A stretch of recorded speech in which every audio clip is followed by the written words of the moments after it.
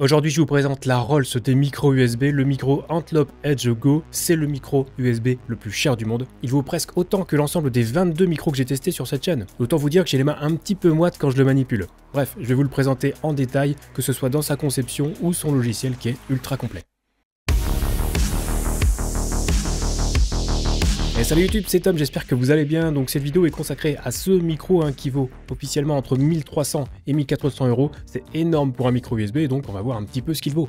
Déjà, quand on l'achète, on reçoit carrément une petite mallette en métal. Rien que ça met dans l'ambiance. Et du coup, on va regarder ce qu'il y a dedans. Donc on y trouve une petite carte de bienvenue signée Antlope, la connectique avec un câble USB-C détachable et un petit adaptateur USB-C vers USB-A, mais aussi un support anti-choc bien costaud, le microphone Edge Go évidemment, un pied avec une base très lourde et donc très stable, et pour finir un filtre anti-pop entièrement en métal.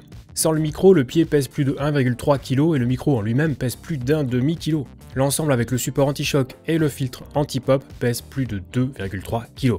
Rien que ça sent bon la qualité de fabrication, sans compter la taille du micro, il mesure 21,9 cm de longueur pour 5,3 cm de diamètre. Le design est épuré, il n'y a aucun bouton, juste deux connecteurs sur la face inférieure, un USB-C et un jack 3,5 mm pour le monitoring en direct sans latence. Ce microphone Edge Go est donc un micro à condensateur à large membrane avec une membrane de 34 mm de diamètre, plaqué or sur ses deux faces. À titre de comparaison, sur un beurre du M1, qui n'est pas à large membrane certes, mais la membrane mesure 15 mm de diamètre. La réponse en fréquence va de 20 Hz à 20 kHz et vous pouvez voir à l'écran les autres caractéristiques du micro. Mais ce qui nous intéresse un peu plus, c'est de savoir que ce micro est multi-pattern. Donc en gros, on va pouvoir choisir entre une directivité cardioïde, bidirectionnelle ou omnidirectionnelle. On va y revenir. Notons aussi la fréquence d'échantillonnage allant de 32 kHz jusqu'à 192 kHz, sachant que pour le streaming, on utilise généralement 44,1 ou plus souvent 48 kHz. Pour info, le Elgato Wave 3 est capable de monter jusqu'à 96 kHz et sur un micro USB, c'est très rare d'aller au-delà. Et enfin, la profondeur de bits peut monter jusqu'à 24 bits, donc avec potentiellement une meilleure précision et un enregistrement plus fidèle.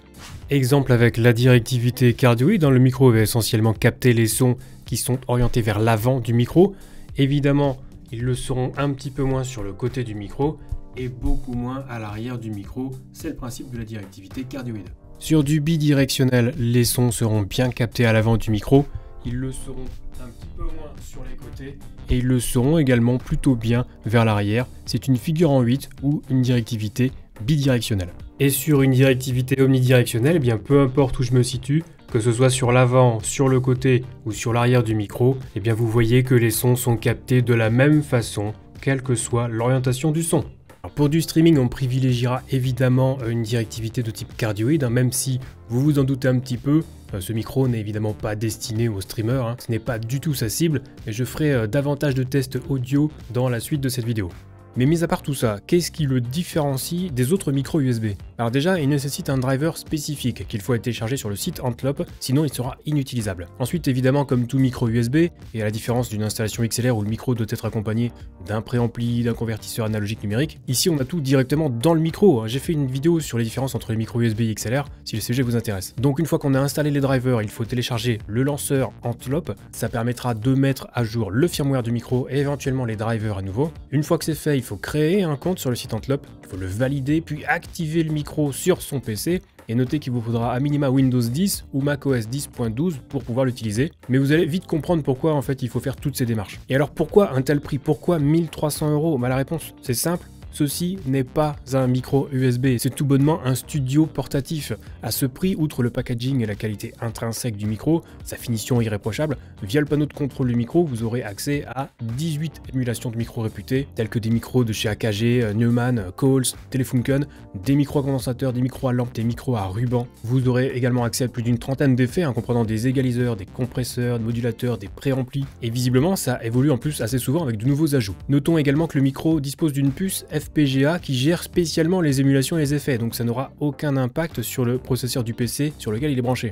Mais en gros, vous avez beaucoup de matos qu'on peut trouver dans un studio d'enregistrement, mais directement dans un seul et même appareil. Alors moi je suis pas un spécialiste, mais quand j'ai demandé à Antlope si ça les intéressait que je teste leur micro, je m'attendais pas à avoir toutes ces fonctionnalités. Du coup, faut l'admettre, c'est un petit peu comme donner de la confiture au cochon, mais bon, voilà, j'ai fait le maximum pour le tester de façon sérieuse, et donc on va voir ensuite ce fameux panneau de contrôle, et évidemment je vais pousser les tests audio un petit peu plus. Donc le voilà, ce fameux panneau de contrôle et je précise que depuis le début j'utilise ce micro en bypassant tous les effets de base, donc là vous avez vraiment le son original du micro Edge Go. Donc sur la gauche on peut voir les barres de volume et le bouton pour déterminer le volume d'entrée, le gain. À droite la même chose avec le volume de sortie. Et au milieu on a non seulement un bouton pour afficher le mixeur, mais c'est surtout là qu'on va pouvoir choisir l'émulation du micro et les éventuels effets. Au niveau des émulations, il y en a donc 18, et même si on n'a pas les noms d'origine, on aura bien compris que Berlin correspond à Neumann, par exemple, ou encore que Tokyo correspond à Sony, Minnesota Electro Voice, etc. Chaque émulation se rapproche le plus fidèlement possible du son du micro correspondant, évidemment. Ensuite, on a les effets, donc on peut utiliser des pré-réglages, comme par exemple le preset Broadcast Voice, qui pour le coup m'attire moi en tant que streamer, mais on peut évidemment utiliser ce qu'on veut. Vous pouvez faire les combinaisons que vous voulez parmi les 36 effets à votre disposition, parmi des égaliseurs, des amplis, des compresseurs, expander, noise gate, etc., etc.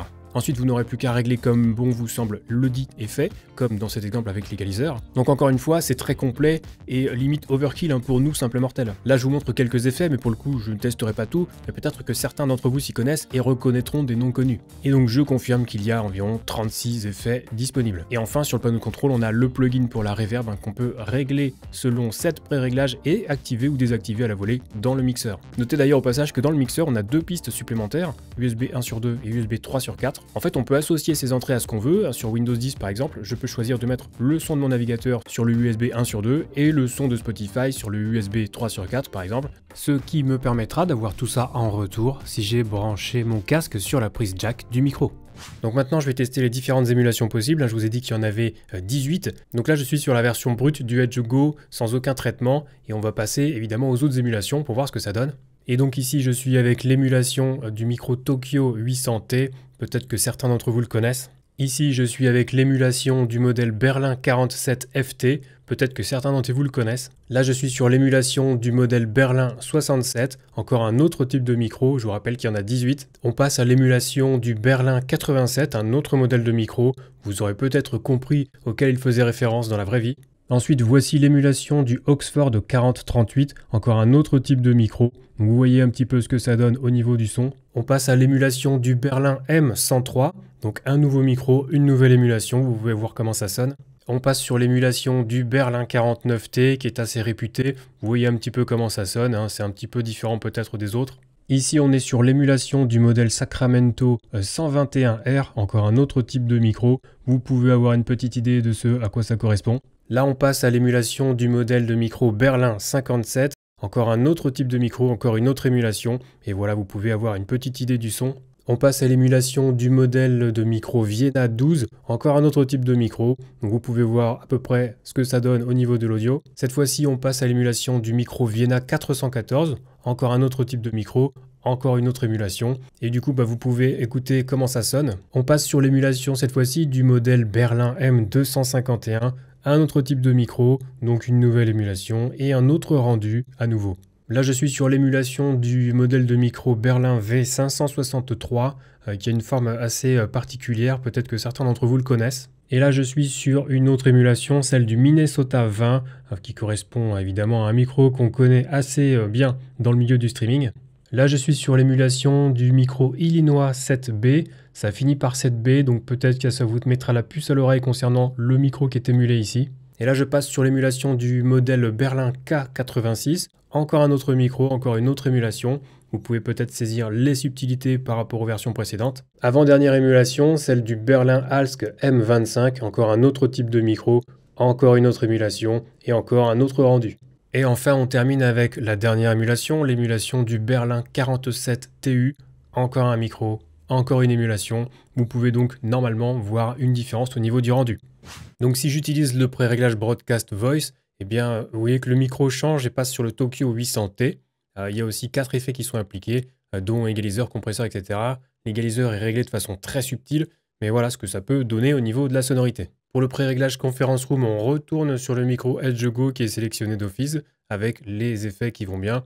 Donc là, vous pouvez avoir une idée de ce que ça donne un petit peu. Le pré-réglage suivant, c'est Fan Noise Reduction. Donc si vous parlez un petit peu anglais, je pense que vous avez compris l'idée derrière ce pré-réglage. Vous voyez que le micro utilisé ici, le Vienna 12. Donc là, normalement, vous devriez pouvoir saisir la différence avec le pré-réglage précédent. Pré-réglage suivant, c'est le pré-réglage Interviewer.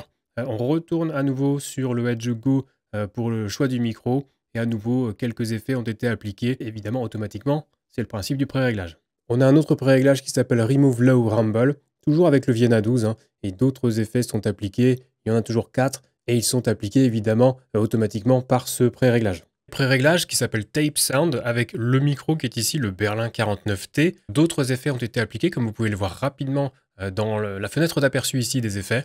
Et voilà, c'est évidemment appliqué de façon automatique. C'est un pré-réglage. Et le dernier pré-réglage s'appelle donc Telephone Effect. Hein, vous pouvez entendre ce que ça peut donner. Il utilise le micro, l'émulation de micro Berlin 47 FT. Et donc sur ce, eh bien, on va passer aux tests musicaux si vous le voulez bien. So close, no matter how far. Couldn't be much more from the heart.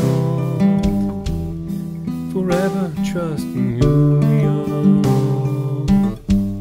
and nothing else matters.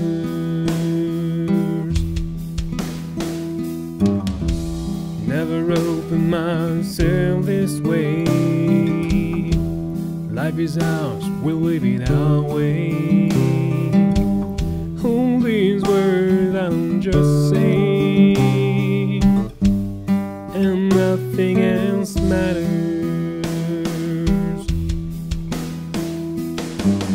Trust I seek, and I find in you. Every day for us something new. Open mind for a different you,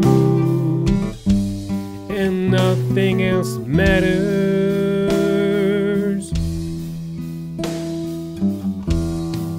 Alors vous imaginez bien que j'ai pas pu comparer les émulations avec les vrais micros supposés être émulés. Le Edge Go coûte déjà un bras et il émule des micros qui valent carrément des fois plusieurs dizaines de milliers de dollars. Donc non, malheureusement, je peux pas me prononcer sur ce point. En revanche, le prix, je peux me prononcer dessus. Alors oui, il est excessivement élevé pour un micro, a fortiori pour un micro USB, mais encore une fois, à ce prix, vous n'avez pas qu'un simple micro, vous avez un studio d'enregistrement. Et je sais bien hein, qu'il existe d'autres solutions pour émuler des micros ou des effets, mais là, tout se fait directement dans le Edge Go, il n'y a aucun traitement qui est fait par l'ordinateur, avec donc des avantages évidents en matière de performance et de latence. À titre de comparaison, si on voulait l'équivalent en physique pour un micro et une interface XLR, avec les effets qui vont bien, on pourrait rapidement dépasser le prix du Edge Go et ce pour un seul micro. Donc c'est une façon de voir les choses. Certains préféreront un équipement physique, mais pour ceux que le numérique ne rebute pas, le Edge Go peut être une solution. Et j'en profite pour signaler d'ailleurs au passage que si vous vouliez acquérir les effets indépendamment du micro, sachez qu'ils sont disponibles dans la boutique Antlope et que ça peut vite coûter plusieurs centaines d'euros supplémentaires. Donc là encore une fois, vous les avez directement en achetant ce micro. Enfin un petit bémol également sur le bruit de base que je trouve assez élevé si on pousse le gain. Alors ça peut s'enlever en temps réel hein, avec un filtre de suppression de bruit, ou se réduire en augmentant la fréquence d'échantillonnage, ou simplement en post-production. Ah, ça peut se faire en 3 clics sur Audacity par exemple. Mais bon, à part le prix, fallait bien trouver un autre petit défaut. Donc avec tout ça en tête, on peut se demander à qui s'adresse ce micro. Alors certainement pas aux streamers, ça pour en avoir discuté aussi par email rapidement avec un responsable de chez Antlope, il confirme hein, que la cible n'est pas du tout les streamers. En revanche, pour les musiciens, les podcasters, j'y vois un intérêt parce qu'investir une fois dans une seule pièce d'équipement peut vraiment simplifier la vie, sans compter toutes les émulations et les effets possibles qui permettront de régler le son aux petits oignons. Donc pour moi, je vous le dis clairement, je pourrais utiliser ce micro pour mes vidéos YouTube ou sur mes streams, mais ça serait vraiment dommage parce que j'exploiterais qu'un très faible pourcentage de son potentiel. En tout cas, je remercie énormément Antlope pour leur confiance parce que prêter un micro de cette qualité et à ce prix à un profane comme moi, c'était assez couillu, mais voilà, en ce qui me concerne, j'ai essayé d'être le plus objectif et le plus complet possible